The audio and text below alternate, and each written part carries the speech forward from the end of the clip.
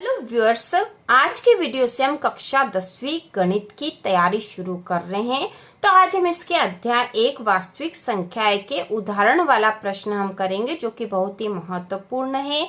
इसके साथ ही 10वीं में इस वर्ष कुछ कोर्स भी कम हो गया, लगभग 30% कोर्स एनसीईआरटी द्वारा कम कर दिया गया है। तो आपके लिए बहुत ही महत्वपूर्ण है, आपको पता होना चाहिए कौन कौन से पार्ट आपको करने हैं और कौन से पार्ट नहीं करने हैं। तो उसके लिए हर विषय का अलग से वीडियो बनेगा, जिससे कि आपको पता चल जाएगा कि इस वर्ष आपको कौन कौन से पार्ट कोर्स में नहीं है और आपको पढ़ने की आवश्यकता भी नहीं है।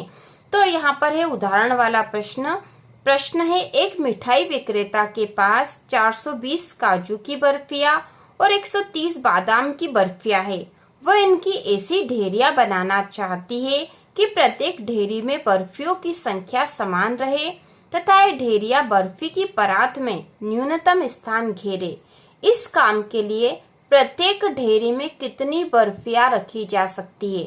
तो यदि इस तरह का प्रश्न हो कि दो संख्याएं या दो वस्तुएं हमें अलग अलग दे रखी और उसकी ढेरियां बनाने या पंक्ति बनाने को कहा जाए और उसमें निश्चित मात्रा में वह संख्या, या जैसे यहाँ पे निश्चित इन्होंने बताया है कि न्यूनतम स्थान घेरे और संख्या समान रहे। ठीक है, प्रत्येक ढेरी में बर्फियों की संख्या समान रहे, या फिर कभी कभी ऐसा प्रश्न आ जाता है कि प्रत्येक पंक्ति में संख्या समान रहे।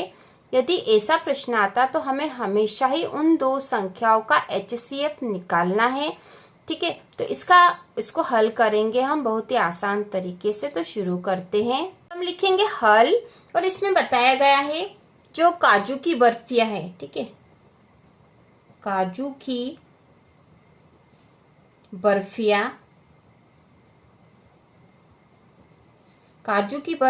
बराबर 420। ठीक है, और बताया गया है बादाम की बर्फियां,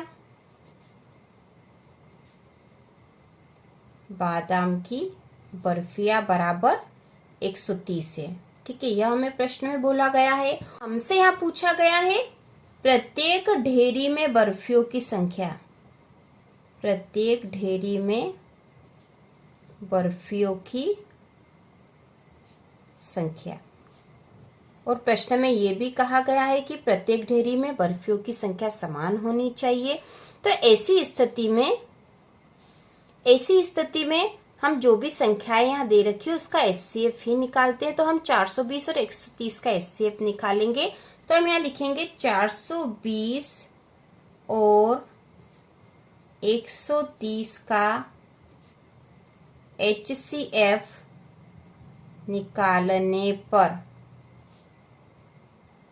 HCF और LCM कैसे निकालते हैं आपने कक्षा 9वीं में भी देखा होगा, और यदि आपको नहीं भी आता तो अभी आप इस प्रश्न से सीख लोगे। तो सबसे पहले हम 420 का निकालेंगे। तो हम यहाँ लिख देंगे 420, और इसका HCF निकालने के लिए हम इस तरह से बना लेते हैं। सबसे पहले हम छोटी संख्या का भाग देते हैं, तो भाग देना हम 2 से शुरू करेंगे। 2 का भाग जाएगा 4 में, तो 2 दूनी 4 हुआ। अब 2 का 2 में गया तो 2 एकम 2, और 2 से 0, ये 0 बच जाएगा। इसके बाद जो फिर से भाग दे सकते हैं, तो यहाँ पे पीछे 0 आ रहा, मतलब 2 का भाग हम फिर से दे सकते हैं। तो 2 का भाग देंगे, 2 एकम 2, फिर 1 बचा है तो भाग नहीं जाएगा, उसकी 0 लगेगी। अभी 10 हो गया है तो 2 पंजे 10 हो जाएगा यहाँ पर।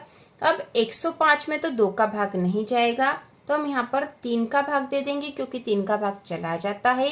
तो यहाँ हो जाएगा 3 तिया 9, 1 बचा, 3 पंजे 15। अब 35 आए हैं तो 35 में 3 का भाग नहीं जाएगा, तो हम 5 का भाग देंगे। 5 7 35, और 7 में 7 का ही भाग जाता है, 7 एकम 7। तो 420 के जो गुणनफल है वो हमने निकाल लिए हैं। इसके बाद हम 130 का भी निकाल लेंगे। तो 130 का जब HCF निकाल लेंगे हम यहीं पर, सबसे पहले हम 2 का भाग दे सकते हैं, क्योंकि पीछे 0 है, इसमें 2 का भाग चला जाएगा। तो सबसे पहले 2 छंग 12 हो जाएगा, 1 बचा, ऊपर से 0, तो 10 बच गया है। 2 पंजे 10, 5 बार भाग चला जाएगा। अब यहाँ पे इसमें 2 का भाग नहीं जाएगा, 3 का भी नहीं जाएगा, और इसमें भाग जाएगा अब सीधा 5 का। तो 5 एकम 5, 1 बचा, तो 15 हो गए, 5 तिया 15। अब 13 में तो 13 का ही भाग जाता, तो 13 एकम 13। तो इस प्रकार से 420 के जो गुणज आए हैं वो है 2 गुणा 2 गुणा 3 गुणा 5 गुणा 7। ठीक है, इसी प्रकार 130 के जो आए हैं वे हैं 2 गुणा 5 गुणा 13। तो अब हमें एचसीएफ निकालना है। ठीक है, 420 और 130 का HCF बराबर, तो HCF निकालने के लिए ये तो हमने इनके जो मल्टीपल निकाल लिए इन दोनों के, लेकिन जब HCF निकालते हैं तो क्योंकि दो संख्याओं का निकाल रहे इन दोनों का, तो दोनों में जो कॉमन संख्याएं हो वो ले लेंगे। तो जैसे यहाँ पर 2 है तो यहाँ पे भी 2 है, तो ये 2 और ये 2 दोनों में है, इसलिए हमने यहाँ 2 लिख दिया। इसके बाद यहाँ पे फिर 2 है लेकिन यहाँ नहीं, तो ये 2 नहीं आएगा। यहाँ पे 3 है, यहाँ पे नहीं, तो ये भी नहीं आएगा। यहाँ 5 है और यहाँ पे भी 5 है, तो इसमें हम 5 भी लिख देंगे, 5।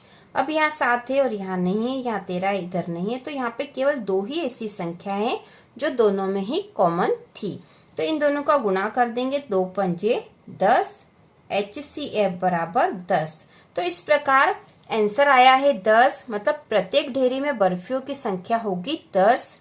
ठीक है, अतः प्रत्येक ढेरी में बर्फियों की संख्या बराबर 10। ठीक है, और यही इसका आंसर है 10। तो इस प्रकार से हमने उदाहरण वाला प्रश्न कर लिया है, बहुत आसान था, एचसीएफ निकालना था इसमें। इसके बाद हम आगे के प्रश्न करेंगे। वास्तविक संख्याएं अध्याय 1 से शुरू कर दिया हमने। तो इसी प्रकार के और वीडियो देखने के लिए कक्षा 10वीं की संपूर्ण तैयारी के लिए चैनल को सब्सक्राइब कीजिए।